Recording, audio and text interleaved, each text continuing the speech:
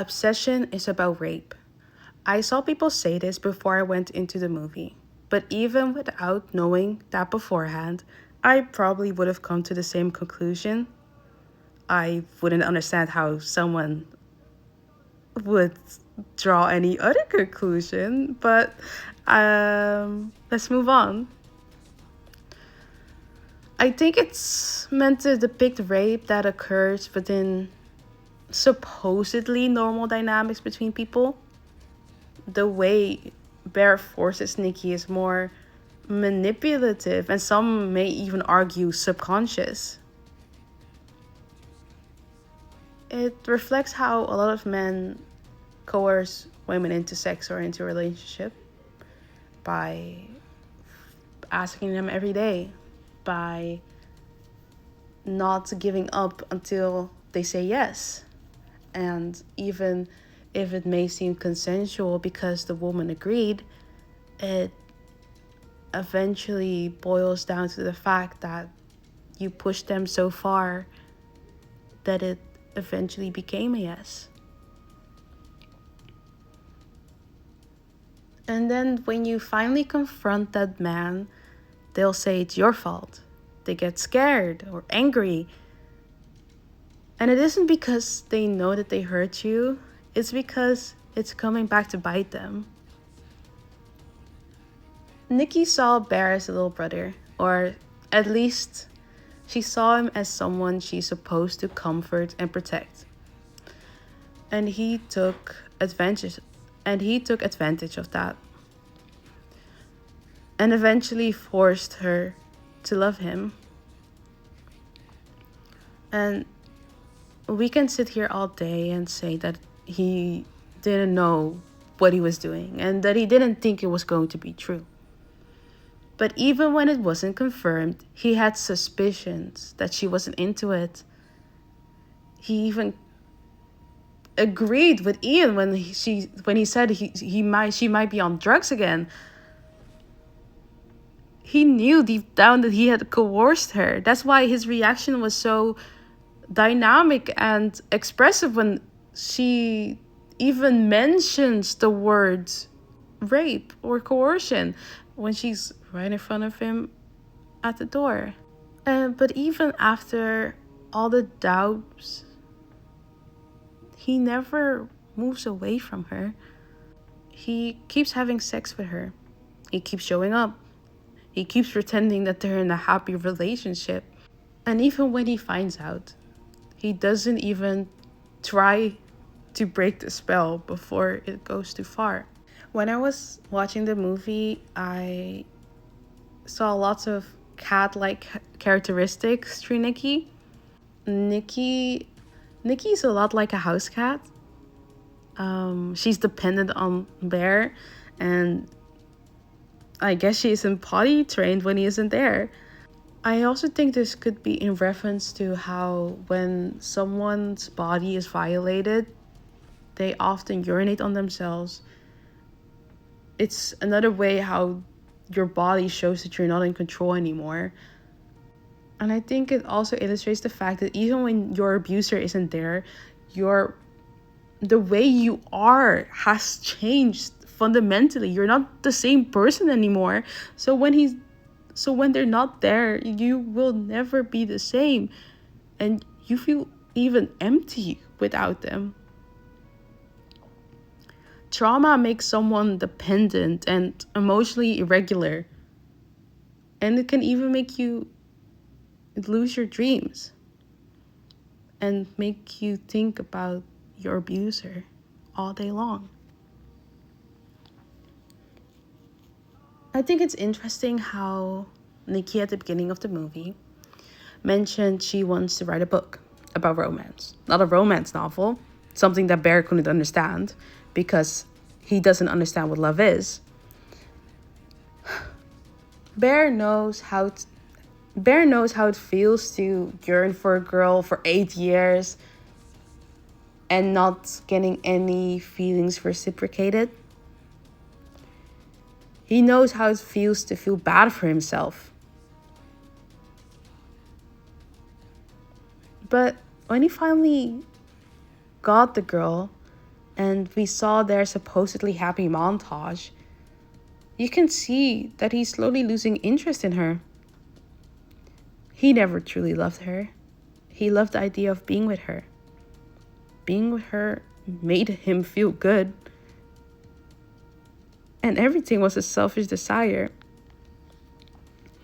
I see a lot of people criticize when people say this,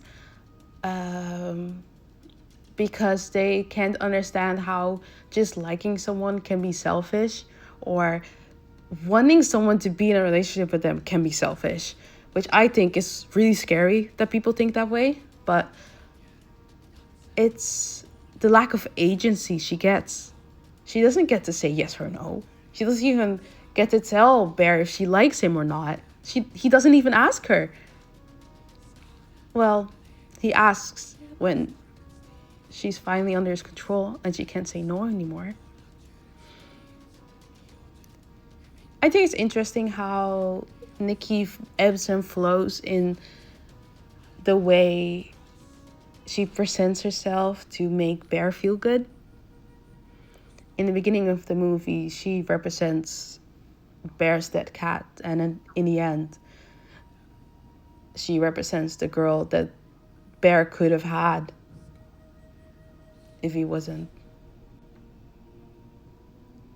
Bear. Also, I like to add that I don't think Bear ever could have handled Nikki. When she teases him, he can't really tease her back. He doesn't know how. They don't have this natural chemistry that he wants. And maybe they could have built upon that, but you can see how Bear physically recoils when she's even being the tiniest bit sassy. They were never meant to be. And I see lots of people say that Bear had a chance with Nikki, and that Nikki really liked Bear. And maybe that's true. Maybe she did really like Bear, but the moment her agency was removed, that isn't even a conversation to be had and to have anymore. It's completely irrelevant. But it does make this movie a little bit sadder. I also want to touch upon violence, especially the violence that happens after someone is abused. I see a lot of people saying that Nikki, because she is brutal and because she has killed people, they feel for Bear more. And I will not lie and say that I didn't feel for Bear at all in the movie. But I do think the narrative that people are spinning is very damaging. And we see time and time again that when the abuse victim is violent back, that they get hated on, that they get questioned because they were violent too. And I want to remind people that no victim is going to act the same. Some victims kill their abuser. Some victims cry. But that doesn't make them abused any less. And so when I see people making videos about obsession and how Bear deserves more credit than people are giving him, I think that's a scary narrative to pull. And this wasn't in my original review, this part. This came after I watched the movie. These last few weeks have been really weird for Obsession. It blew up, and no one would have thought that it would. The concept in itself is really simple. And yet, I don't think lots of people understand the movie, or maybe I don't understand the movie, and those people do, but I've grown a dislike for Obsession, even though if you look at the rest of my review before this, you can see that I was really passionate about it, the way I was writing about it, and the way I'm monologuing about it now. But I think it brings out the worst in people. It's scary to see people make so many my girlfriend is just like this posts. And even though they are funny, I think it's bizarre how much distance there is between the audience and the movie. And maybe that's only better, or maybe that's for the worst. I don't know. I'm just a person that enjoyed the movie. And it's difficult, right? Everyone has their own interpretation about things, and that's totally fine. But you think such a simple movie would be easier for people to understand, and still they don't. Also, I hate Alex Myers, and I think he needs to get off the internet. This isn't my usual content, even though I do want to make more content like this, and I've only really posted one video on this channel. But I'm rewriting the Wings Club. I know this is like so different from what I was doing just now. Yeah, and it's a passion project of mine, and I really want to expand on it more, even though I'm like kind of sidetracking it because I'm scared of commitment. But I'm really excited about it. So if you could check that out, it's pretty cool. I want to say that you are loved, you are cared for, and I hope that if anything ever happens to you, you have a support system that believes you and cares for you. I wish that people cared more. And just know that I care. I hope you have a good day, and goodbye. Bye-bye.